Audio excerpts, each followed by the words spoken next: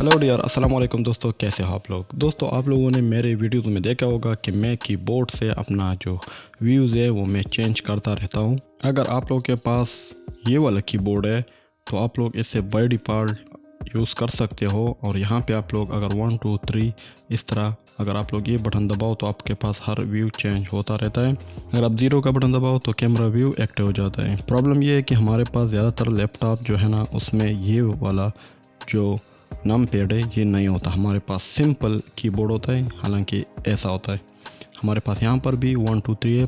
अगर इस नंबर को हम प्रेस कर दें तो हमारे पास व्यू चेंज नहीं होता।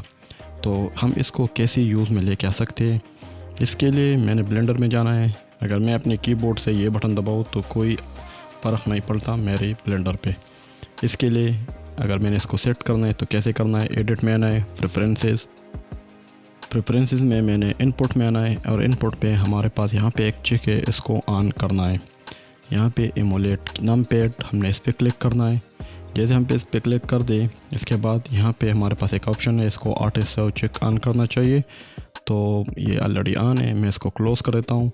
अब अगर मैं अपने कीबोर्ड से 1 का बटन प्रेस कर देता हूँ तो हमारा व्यू चेंज होता रहता है। देखिए इस तरह मैं जाता हूँ। अगर मैं 0 का बटन प्रेस कर दूँ तो कैमरा व्यू में आ जाता है। अब ये कैमरा व्यू है हमारे पास। अगर मैं यहाँ पे क्लिक करता हूँ तो मैं कैमरा व्यू से निकल जाता हूँ।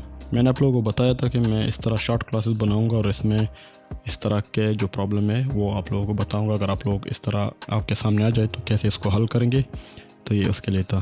तो इंशाल्लाह आज के लिए ये काफ़ी है। इंशाल्लाह फिर नेक्स्ट क्लास में आ जाते हैं। तब तक के लिए इजाज़त दीजिए। अल्लाह हाफ़िज़।